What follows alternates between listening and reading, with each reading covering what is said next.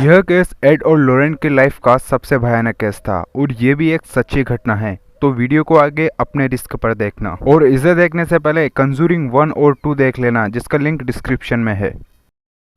Movie की starting में हमें 8 साल का एक बच्चा दिखाया जाता है जिसका नाम डेविड है। वो काफ़ी डरा हुआ है और वहाँ उसे शैतान से आज़ाद कराने के लिए एड और लॉरेन को बुलाया गया है।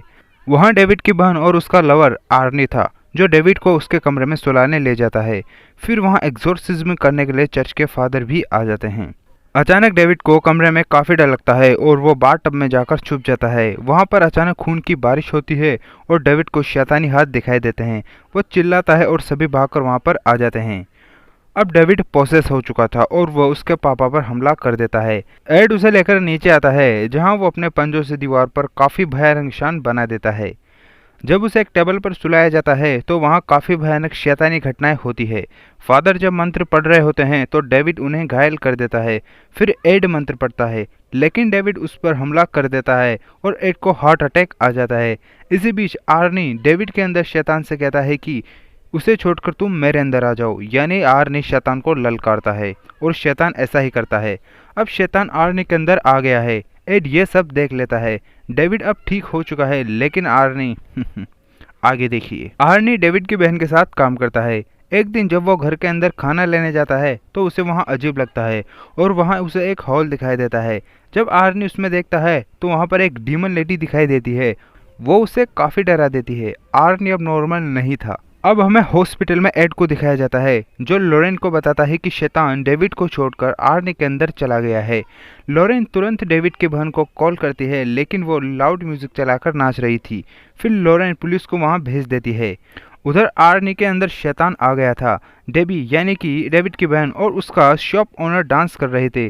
तभी वहां शैतान आ जाता है और डेबी काफ़ी डर जाती है। उधर आर्नी के अंदर शैतान था जिसने शॉप ओनर का मर्डर कर दिया और पुलिस को आर्नी खून से लथपथ मिला। अब पुलिस आर्नी को अरेस्ट कर लेती है और जब एड लॉरेन आर्नी के लॉयर से मिलते हैं तो उसे बताते हैं कि मर्डर उसने नहीं बल्कि शैतान ने किया है, यानी कि शैतान ने उससे करवाया है। लॉयर विश्वास नहीं करती तो एड उससे कहता है कि आप मेरे घर पर डिनर करने आइए, वहाँ मैं आपको विश्वास दिला दूंगा कि शैतान होते हैं।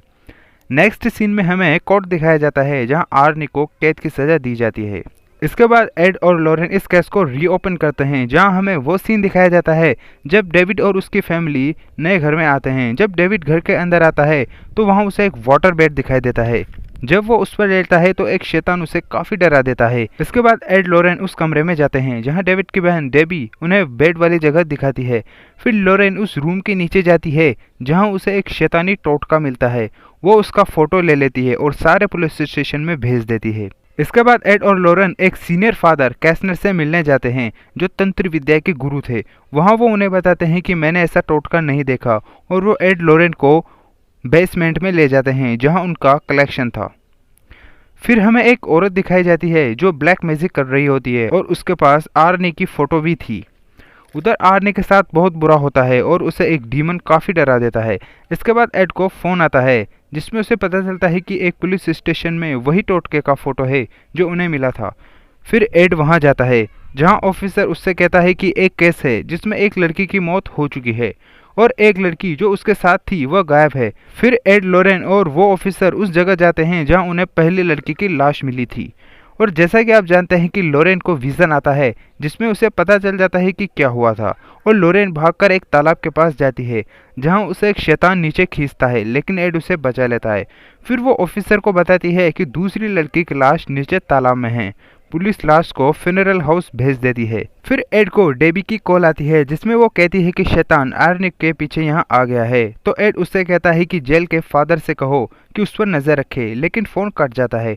उधर आर्निक को काफी डर लगता है। फिर जेल के फादर आर्निक को होली वाटर की एक छोटी बोतल दे देते हैं। उधर एड और लॉरेन उस लाश के पास जाते हैं जो उन्हें तालाब में मिली थी। फिर लॉरेन उस लाश को छूती है। उसे एक विजन आता है जहां उसे ब्लैक मैजिक का सेटअप दिखाई देता है और वो औरत भी थी जो ये सब कर रही थी। और लॉरेन कहती है कि वो औरत अभी भी आर्ने को नुकसान पहुंचा रही होती है।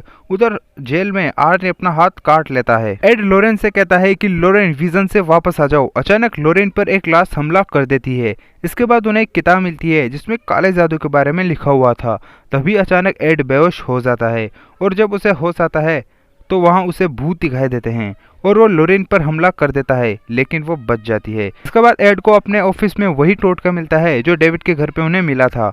वो डेबी को आर्नी के पास भेज देता है और लोरेन फादर कैसनेट के पास उस किताब को समझने जाती है जिसमें काले जादू का तोड़ था। उधर एड को पता चल जाता है कि सारे काले जादू फादर कैसनेट के घर से हुए हैं और वो वहाँ चला जाता है। फिर फादर लोरेन को बेसमेंट में ले जाते हैं जहां वो लोरेन को बताते हैं कि वह काला जादू करने वाली लड़की उनकी बेटी ही है और अगर इस जादू को तोड़ना है तो उसके सेटअप को तोड़ना पड़ेगा। इतना कहकर वो लोरेन को नीचे सुरंग में भेज देते हैं जहां वो जादू करती थी। फिर लोरेन को वह जगह मिल जाती है जहां से काला जादू होता था, लेकिन वो सेटअप को नहीं तोड़ पाती। उस सुरंग में लोरेन के साथ बहुत भयानक घटनाएं होती है और आर्न के साथ भी।